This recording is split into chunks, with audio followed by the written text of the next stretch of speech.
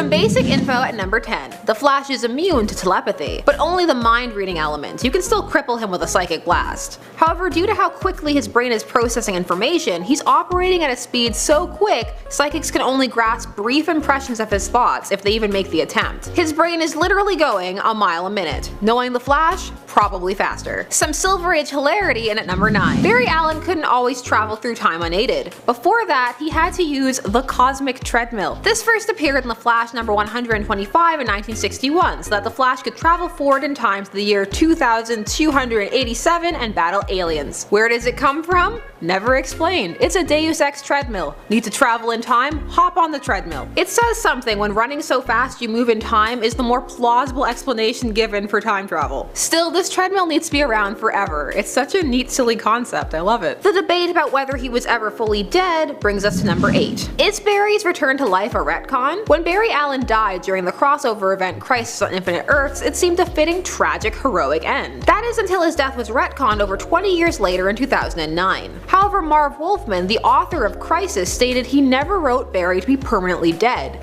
and claims he left a loophole for Barry to be reintroduced without a retcon. This would have allowed Barry to pull out of his death run with the knowledge that he would one day have to finish it. However, much has changed since then, including what people say happened to Barry after his death. But regardless, it seems that it was never the intention for Barry to stay dead, no matter how epic his death was. Speaking of epic, something in song form in at number 7. There is a song entitled The Ballad of Barry Allen by the band Jim's Big Ego, which laments that getting his powers has changed Barry's perception to the point where he can no longer relate to the world around him, and is actually slipping into a crippling depression. So what prompted the band to make this song? Well, it may potentially have to do with the fact that the band's frontman, Jim Infantino, is the nephew of Barry Allen's co-creator, Carmine Infantino, who even drew the cover art for that album, They're Everywhere. Some 90s cheese in at number 6.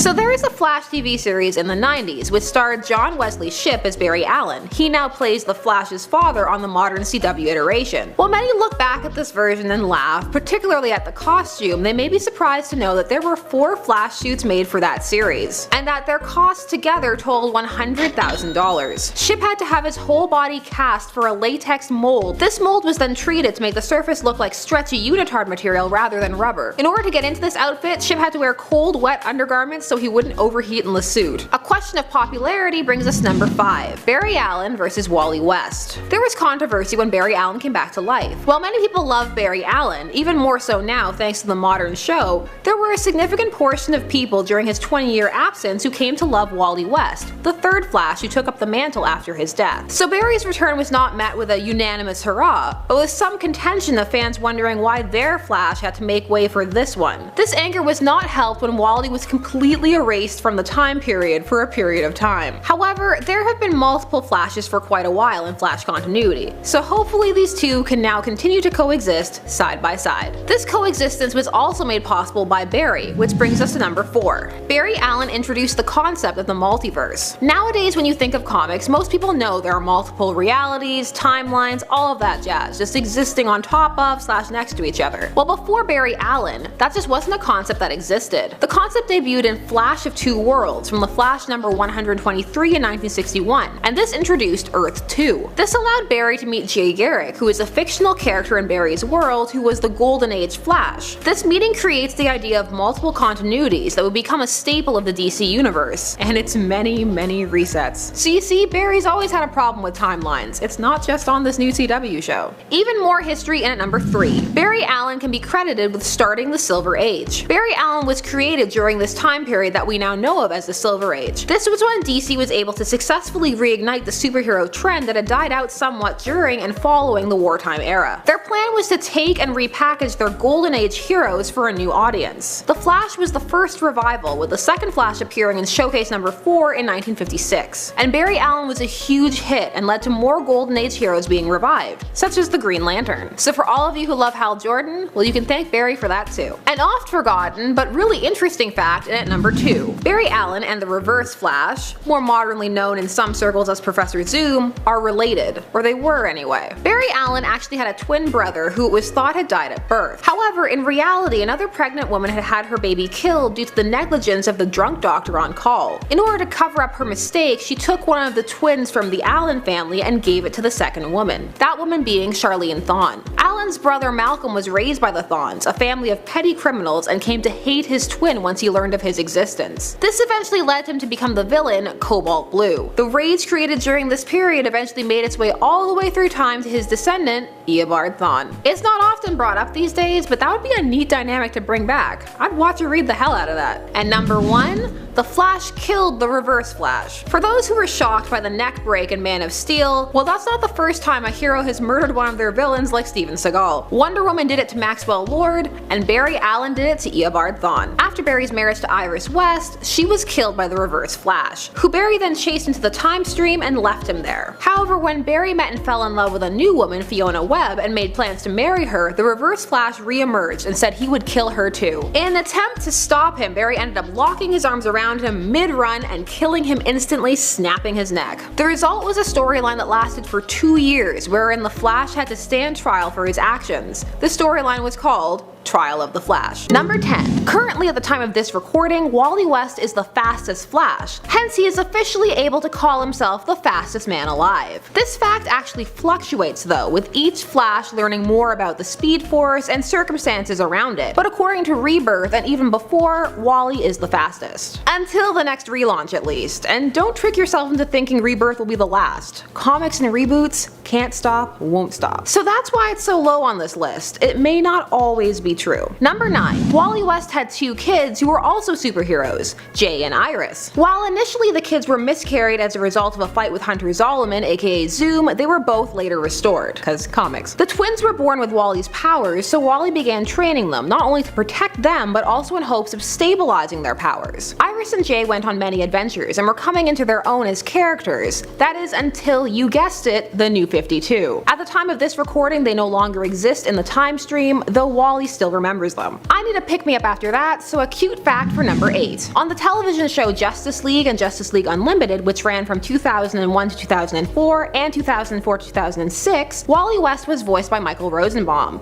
the actor who was then playing Lex on Smallville, a fact poked fun of in Justice League Unlimited when the Flash and Lex Luthor switch bodies. Lex, you're having a difficult day. If nothing else, I can at least learn the Flash's secret identity. I have no idea who this is. More changes at number 7. While it may seem like a blip now, prior to Barry Allen's rebirth in 2005, Wally West had been the Flash for 20 years, taking on the mantle after Barry died in Crisis on Infinite Earths in 1985. So there was a whole generation of people who grew up knowing only Wally as the Flash. Oh, how times have changed. Number 6. Wally West was the second person Barry Allen ever revealed his secret identity to, after Iris West. This occurred in the Flash number 120 in 1961, when they got sent back in time 25 million years to battle a race of golden humanoids. As amazing as that sounds, we have to move on to number 5. Wally West was first introduced in the Flash number 110 in 1959, destined to become the Flash's new sidekick, Kid Flash, following the massive success of Robin and what that had done for the Batman books. Kid Flash proved so popular he ultimately went on to become one of the founding members of the Teen Titans alongside Aqualad and Robin. Number 4. There are currently 2 Wally Wests, thanks to the New 52 reboot. This reboot initially introduced a new interpretation of Wally in the Flash Annual number 3, reimagining him as the biracial son of Rudy West. But that was quickly retconned to the cousin of pre-Flashpoint Wally West and the son of the New 52's Reverse Flash, Daniel West. Confusing. Since the reintroduction of pre-Flashpoint Wally, both Wallys have been coexisting together, at the time of this recording at least. Number 3. Wally West raced Quicksilver in JLA/Avengers in 2003.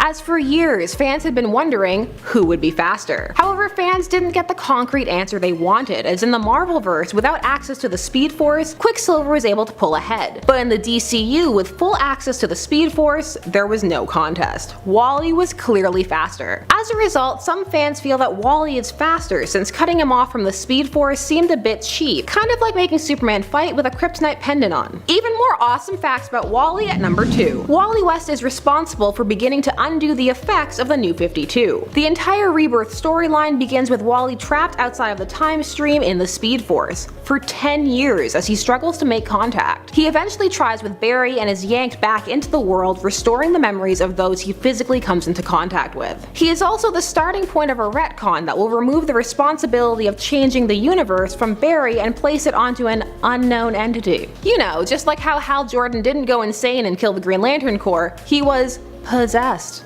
Yeah, okay, sure, Jan. And number 1, Wally West was the first Flash to encounter the Speed Force, a now key part of the Flash mythos. The Speed Force is the scientific explanation for the Flash's powers and how they can expand, or how the speed can be lent out to others. By accessing the Speed Force, Wally was able to break the mental barrier that had kept him from surpassing his mentor in terms of speed, as before this he had only been able to go as fast as the speed of sound. The Speed Force greatly increased Wally's speed and changed the Flash's universe forever. And at number 10, he was the first Flash. Okay, so here's a fact that a lot of you might already know. Jay Garrick was the first Flash, appearing in Flash Comics number 1 in 1940. Barry Allen wouldn't show up until years later in 1956. When the popularity of superheroes started to decline after World War II, people had a hard time buying into them when atrocities like the Holocaust had just occurred. The 3 series Garrick appeared in were all cancelled: All-Star Comics, All Flash, and Flash Comics. Garrick wouldn't be reintroduced until the Silver Age in 1961. And at number 9 we have live-action appearances. Jay has appeared in a number of live-action adaptations of The Flash. While most of them were centered on other DC Comics characters, he has a slew of memorable cameos, including Smallville, CW's The Flash, and the 1990 television version of The Flash. The latter is actually more of an illusion though. Barry Allen's older brother's name is Jay Allen, and he's murdered in the first episode, firing Barry to start his career of heroism. And at 8 we have Football Star. After an accident in his lab gives him powers, but more on that later, Garrick decided to use his powers for more personal reasons. Initially. By being a bit of a college football star, that is. Garrick manages to get a bunch of touchdowns, confusing his opposing teams, and even manages to sneak in some time during the games to flirt with his future wife, Joan. And at 7 we've got his Elseworlds identities. Jay Garrick has appeared in several Elseworlds comic books over the years, most notably in the JSA The Unholy Tree, where he appears as an intelligence agent post-World War II who is stationed in Russia, working under the code name Mercury. And more depressingly, he appears in Wonderland, where Jay Garrick never actually gets his powers from his accident in his lab, and he dies during World War II. And at 6 we have Jay has a Reverse Flash. While Barry Allen's nemesis, the Reverse Flash, didn't show up until 1963, Garrick's version of the Reverse Flash, aka Rival, first appeared in Flash Comics 104 in 1949. Dr. Edward Claris was a professor at the same university Jay went to, and he recreated the formula that caused Garrick's powers. When he's rejected by the scientific community though, he becomes a criminal and is eventually caught when the formula wears off. In later appearances in 2000, he's driven insane by the Speed Force, going on a killing spree, causing Garrick to absorb his speed power before he can kill Garrick's wife. And at 5 we have Justice Society of America. Jay Garrick was one of the founding members of the Justice Society of America. Other members include Green Lantern, Dr. Fate, Hawkman, the Atom, Spectre. Eventually he became too popular and got another series called All Flash, and the team made him an honorary member in 1941 in All-Stars issue 6 volume 1. And as you guessed it, the Green Lantern shared a similar fate, and many credit their membership on this team as the start of the Flash and the Green Lantern's beautiful friendship in later years, despite Garrick being out of the picture. And at 4 we have his costume. As we mentioned earlier, Jay Garrick was a bit of a football star right after he got his powers, and that played into his costume. His famous lightning bolt red shirt was actually his football jersey, and his iconic helmet? It was his father's helmet during World War I that he added wings to, based on the Roman god Mercury. And at 3 we have the New 52 origin. Jay Garrick was reintroduced in the New 52 as a 21-year-old college grad struggling to figure out what to do with his life. Look at you trying to be relevant, DC. Cute. Anyway, he gets his powers from Mercury, a dying Roman god, who sees bravery in him and turns him into a bit of a demigod. His suit also got a revision that kinda looks like a 60s portrayal of a spaceman. So there's that. And at 2 we have Not Powered by the Speed Force. Speaking of the accident that gave Jay his powers, did you guys know that they don't actually derive from the Speed Force like the other Flashes? He accidentally inhales hard water vapors when taking a smoke break in his lab, which is not safe at all, but hey, whatever, activating a latent metagene in Garrick and giving him his superhuman speed abilities. And finally at number 1, his return. While Garrick was mentioned as a comic book character when Barry Allen's Flash came on the scene in 1956, it wasn't until 1961's The Flash number 123 that Garrick would make an actual return to the DC universe. In the story called The Flash of Two Worlds, Earth 2 was introduced, where Barry Allen travels to Earth 2, arriving in Keystone City where Garrick has retired. The two of them team up to take down the Fiddler, the Shade, and the Thinker. Rumor has it that the cover was actually a prank that artists Carmine Infantino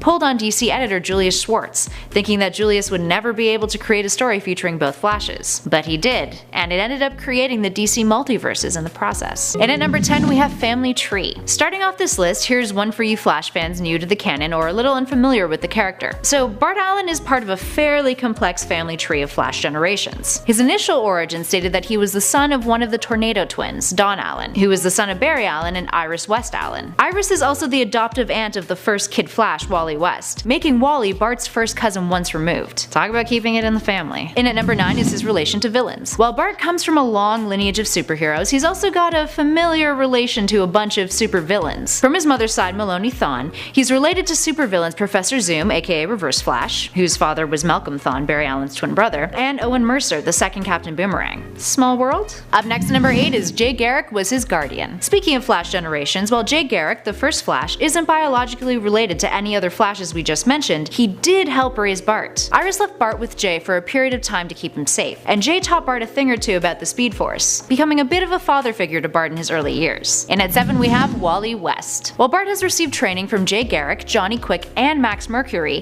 he hasn't always had a ton of support from other members of the Flash family, mainly Wally West. Wally hasn't always been a fan of the impulsive Speedster. He was quite hesitant about Bart, deciding to name Jesse Quick as his successor instead. And he didn't really want Bart to be invited to become a member of the Teen Titans. Rough. Up next at 6 we have TV appearances. Bart Allen has been portrayed many a times outside of the comics. The character has made appearances in the Justice League animated series, Young Justice, and even appeared in an animated skit on Mad TV. His only live action appearance was in Smallville, where he was portrayed as a self-centered teenager who used his powers to be a thief. At number 5 we have his hyper-accelerated metabolism. When Bart first appeared on the scene, he was suffering from some major issues due to his metabolism. It caused him to age faster than normally, making him appear the age of 12 when he was really 2. Because of this, there was a brief stint where he was raised in a virtual reality machine. But when this started having other negative effects on Bart's life, his grandmother Iris brought him to Wally West, who raced him around the world using an extreme burst of speed to reverse the effects of his metabolism and bring it back to normal. And at number 4 we have Problem Child. So what were the effects of growing up in a virtual reality simulator? Well, Bart had no concept of danger, which is where his impulsive but lovable behavior comes from, and also where Wally's dislike of Bart originates from. Even the Joker thinks that Bart is a handful. In Impulse number 50, when Bart and Batman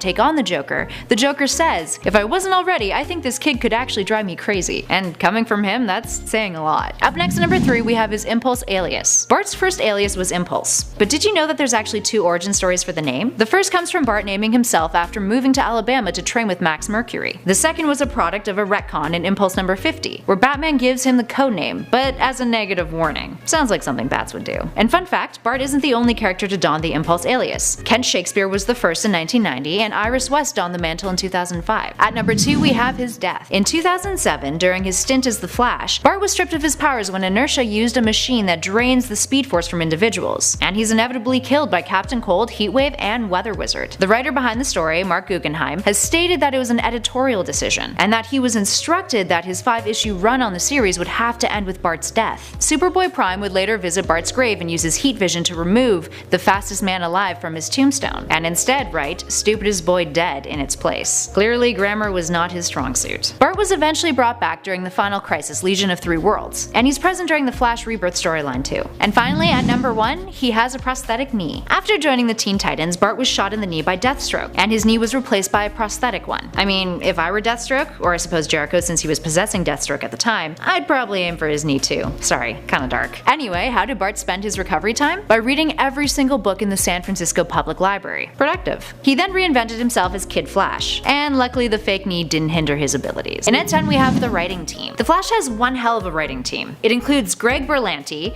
and Jeff Johns. Both are credited for having penned 69 episodes of the show. And while you guys definitely know a thing or two about Jeff Johns, did you guys know that Greg Berlanti wrote the screenplay for the 2011 Green Lantern film? And he also wrote the TV special script for the 87th Academy Awards. Plus he's also credited for writing the first episode of the 2nd season of Riverdale. Intriguing. And at 9 we have directors. Speaking of crew, true, The Flash has a slew of talented directors that take on episodes. This includes Kevin Smith and Tom Cavanaugh. Dermot Downs, who has directed the most episodes of the show with a total of 8, has also directed 5 episodes of Legends of Tomorrow, 3 from Arrow, 3 from Supergirl, and even 1 episode of Gotham. He's also a cinematographer who shot a ton of CSI Miami and CSI New York. Plus, there's also been 7 female directors over the past 3 seasons of The Flash, so that's pretty damn cool too. And at 8 we have Andrew Kreisberg. The executive producer and creator of the Flash television show is Andrew Kreisberg, the man responsible for Arrow, Supergirl, and Legends of Tomorrow. But did you know he's also written for a whole bunch of other popular North American shows? This includes The Simpsons, Fringe, Boston Legal, Hope and Faith, The Vampire Diaries, Star Wars The Clone Wars, and Warehouse 13. Damn, talk about an impressive resume. The deal he signed with Warner Brothers Television in 2015 was a multi-year contract, in which he'll be developing more shows for the company, all while staying on as the showrunner for The Flash, co-showrunner for Supergirl, and the executive producer on Arrow and Legends of Tomorrow. He also wrote a pilot based on Booster Gold. No word on whether or not that'll ever be a thing though. And at 7 we have Flash of Two Worlds. Here's something we've touched on in a few of our other videos, but mainly concerning the comic. So you guys know about how the Flash of Two Worlds comic was an issue that came out in September 1961 and featured a story and a cover with Barry Allen's Flash and Jay Garrick's Flash. And the story is all about how they meet for the first time. Barry travels to Earth 2 and it's the first introduction of DC's multiverse. The CW show had an episode of the same name in its 2nd season, and its promotional poster was a match of the iconic comic book cover. And of course it features Jay Garrick visiting from Earth 2, warning Barry and co about Zoom, aka Hunter Zolomon. Up next at 6 we have The Suit. Flash's costume was designed by Colleen Atwood, who also designed the costumes for Arrow and many other famous productions, but more on that later. The suit is primarily made of leather with stretchable material that allows for actor Grant Gustin to bend and move. It originally took Gustin 40 minutes to get into the costume, since the initial cowl was a prosthetic, and had to be zipped up and glued to his face. But by episode 8 it was down to 15 minutes with a new cowl that just slid onto his head and locked into place. And the emblem on his chest? It changed from yellow to white in the 2nd season, in order to be more faithful to the comics. Up next at 5 we have Glee. Did you guys know that Grant Gustin, who plays Barry Allen, got his start on 90210 and Glee? On Glee he played Sebastian, one of the antagonists from an opposing show choir team. Those singing chops probably came in handy during that crossover musical episode. And he's not the only actor who was a supporting cast member on the show that's picked up a superhero cape for the CW. Melissa Benoist of Supergirl was also on the show, and she also is in Supergirl as Supergirl. And at 4 we have Duet, the musical episode. Speaking of Glee, Grant and Melissa aren't the only ones who are showing off their singing chops on the small screen in the DCEU. Darren Criss, who played Blaine Anderson for several seasons on Glee,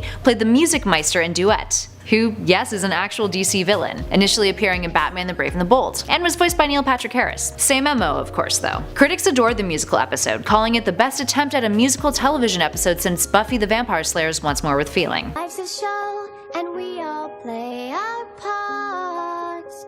And that's saying a lot. And at 3 we have Oscar influence. Alright, last fact about the musical episode, I promise. Did you guys know that one of the 2 original songs that appear in Duet, Running Home to You, was written by Oscar winners Benji Pasek and Justin Paul? Why are those names familiar, you might ask? Well, the duo won an Academy Award this year for City of Stars from La La Land. And they've also written music for other small screen shows, including Smash. And our number 6, Colleen Atwood, well, she won Academy Awards for her costumes in Chicago, Memoirs of a Geisha, Alice in Wonderland, and most recently, Fantastic Beasts and Where to Find Them. At our number 2 spot we have sound design. Here's a cool one. So sound design for The Flash is headed by Mark Camperell, who has stated that the sound effect for Barry's speeding is made up of a combination of noises that include thunder, electricity, jets, fireballs, and various whooshes and impacts. Camperell has stated that his approach for The Flash's abilities was, and I quote, to editorially treat him like a really aggressively driven hot rod. This doesn't mean that I use car sounds for him though. What I mean is that when thinking about how to edit his sounds, I thought about it like cutting a car chase. Neat stuff. And finally at our number 1 spot we've got 90s throwback. So you guys all know about the 90s TV show incarnation of The Flash, right? But guess what? Producers didn't forget about it either. John Wesley Shipp, who played Barry Allen in the 90s show, took on the role of Henry Allen in the CW show. And who else made a return appearance? Mark Hamill, playing James Jesse, the alter ego of the Trickster. Hamill previously played the Trickster in the 90s version. There we have it. How many of these facts did you guys know? Give us a shout in those comments below and let us know. And don't forget to hit those like and subscribe buttons if you guys enjoyed the video. And share it with a friend too. For now, I'm Kelly Pally with Top 10 Nerd, and I'll catch you guys in the next one. At number 10 we've got Carmine Infantino. Meet the man responsible for some of the most iconic Flash covers, Carmine Infantino. In 1956, when DC editor Julius Schwartz asked Infantino to help revive some of their Golden Age heroes, Infantino designed the red uniform with yellow details that you all know and love today. He's also responsible for creating the visual language that depicted the Flash's speed, using both vertical and horizontal lines to make the figure a red and yellow blur. Speaking of editors, in our number 9 spot is Julius Schwartz. As we've mentioned in our other lists, Schwartz was the man behind the iconic Flash of Two Worlds issue. This issue of The Flash featured a cover by Infantino that contained the Golden Age Flash, Jay Garrick, running alongside Silver Age Flash, Barry Allen. Schwartz had an uncanny ability to take whatever covers his artist gave him and weave stories out of them. And this one in particular led Schwartz to introduce Earth 2, which opened the Pandora's box for the concept of the multiverse. He even titled his biography Man of Two Worlds. Cute. And at number 8 we have The Flash and Circle. Here's an awkward coincidence for you guys. Did you know that this was the symbol for the British Union of Fascists? It was also adopted by the American National Renaissance Party after the Nazi symbol fell out of style. Ugh.